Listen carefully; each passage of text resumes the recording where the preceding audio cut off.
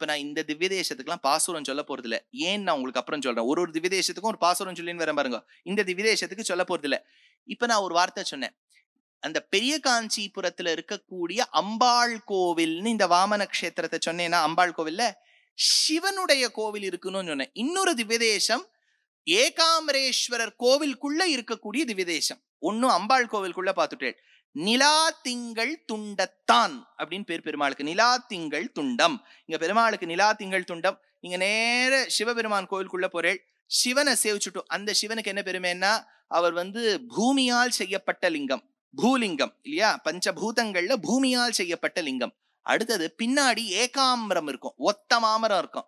அந்த ஏகாம்பரம் சிவபெருமான். பின்னாடி நீங்க சுவர்ல பார்த்தேன்னா ஏகாம்பரேஸ்வரர் கோயில்ல சோமாஸ்கந்தனாக இருப்பார். ச உமா, உமாவோடு ஸ்கந்தனோடு இருக்கக்கூடிய சிவபெருமான் பார்த்துட்டு நீங்க வெளியில வந்த உடனே 2வது பிராகாரத்துல ஒரு பிரதட்சிணம் பண்ணுவேள்.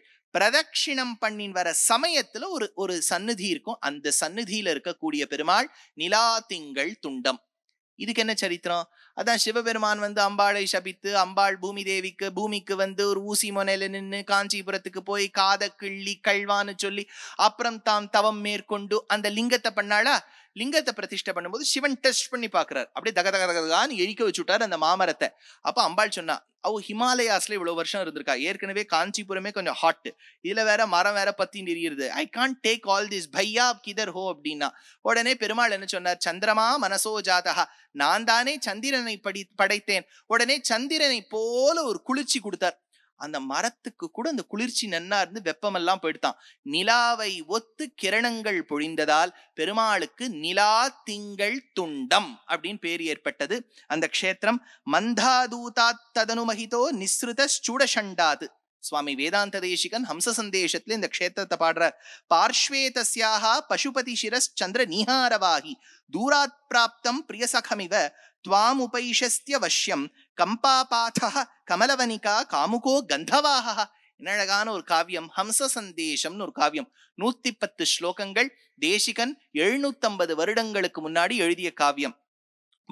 வம்சே ஜாத சவிதுரனகே மானயன் மானுஷத்வம் தேவஸ்ரீமான் ஜனகதனயா தேசனே ஜாகரூகா பிரத்யாயாதே பவனதனயே நிஷ்சிதார்த்த சகாமி கல்பாகாராம் கதமபி நிஷாமா விபாதம் விஷேஹே சஞ்சின்வனா தருண துளசீதாமபிஸ்வாமபிக்யாம் தஸ்யாம் வேத்யாம் ஸ்வயம் விதததே ஷ்யாமளோ ஹவ்யவாஹம்.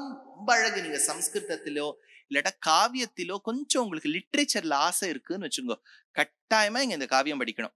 அதுல ஒரு ஹம்சத்தை பார்த்து ராமர் சொல்றார், நீ போய் நேர சீதை கிட்ட போய் சொல்லு, நான் அவளை பாக்குறதுக்காக லங்கைக்கு வரேன்னு சொல்லு. அப்ப அந்த ஹம்சம் கேட்டது, எந்த வழியா போகணும் இல்லையா? இப்ப ஒரே இடத்துக்கு வரதுக்கு எவ்வளவு 2-3 வழி. அப்ப பெருமாள் சொல்றார், நீ காஞ்சிபுரம் வழியா போ. அப்ப அது சொல்லிது, காஞ்சிபுரம் ரொம்ப வெயிலுன்னு கேள்விப்பட்டேனே அப்படின்னு அந்த ஹம்சம் ராமரை கிட்ட சொல்லுது. இல்ல வெயிலா இருக்கா மாதிரி இருக்கும். கனகமுகரி, ஏன்னா நீ காளஹஸ்திய தாண்டி போடணும். அங்கே ஒரு நதி கனகமுகரின்னு பேர் இருக்கு, ஸ்வர்ணமுகின்னு பேர். அதனுடைய காற்று உன் மீது பட்டு குளுகுளுன்னு இருக்கும், கவலைப்படாத. காஞ்சிபுரத்துக்குள்ள போன உடனே உனக்கு இன்னும் குளிர்ச்சியா இருக்கும். இல்லையே ராமா, நான் கேள்விப்பட்ட வரைக்கும் காஞ்சிபுரத்துல ஒரே வெப்பம் வெயில்னு சொல்றாளே. இல்ல, அது மாறிடுத்தோ. சிவன் அம்பாளை தேடிண்டு ஹிமாலயாஸ்லேந்து வந்திருக்கார். அவர் வரும்போது அவர் சடையில நிறைய ஹிமம் இருக்கும். ஹிமம்னா ஸ்னோ பிளேக்ஸோட வந்திருப்பார். இன்னொரு பக்கம் கங்கை ஒரு பக்கம் வந்துருக்கா. ஸ்னோ பிளேக்ஸ், கங்கா அப்படியே அந்த காத்துல பட்டு சின்ன டிராப்லெட்ஸ் மேல விழற மாதிரி இருக்கும். 2-3 நாளைக்கு முன்னாடி பார்த்தேன், டெல்லியில ஒருத்தர் இன்ஸ்டா ரீல் ஒண்ணு வந்தது. வெயில் 52 டிகிரி தாங்க முடியல. அவர் என்ன பண்ணிருக்காரு, அந்த 2 சக்கர வண்டியிலேயே கீழே ஒரு வாட்டர் பாட்டில வச்சுட்டோ அதுலேருந்து ஒரு அந்த ஷவர் மாதிரி வச்சு ஓட்டும் போதோ அது அப்படியே ஜலத்தை பொழிஞ்சுட்டே வருது. அவர் ஓட்டின்டே போறாரு. 52 டிகிரியில என்ன பண்றதுன்னு அந்த மாதிரி இங்க பெருமாள் இங்க சொன்னார், ஹம்சமே நீ போயிட்டு இருக்கும் போது அந்த கங்கையின் அந்த துளியும் அந்த ஹிமத்தின் பகுதியும் மேல படும். ஆனா கொஞ்சம் ரெட்டிஷா இருக்கும். அப்போ உடனே கேட்டது, ஐயோ ரெட்டிஷா இருந்தா how can I take it, I can't take it அப்படின்னா. உடனே பெருமாள் சொன்னாரா, அது ரெட்டிஷ் கலர் ஒட்டிக்கக்கூடிய ரெட்டிஷ் இல்ல. என்னன்னா அம்பாளுடைய பாதங்கள் பாதலாக்ஷா ரசாங்கம், ராத்திரி முழுக்க மருதாணி பூசின்னு இருக்கா.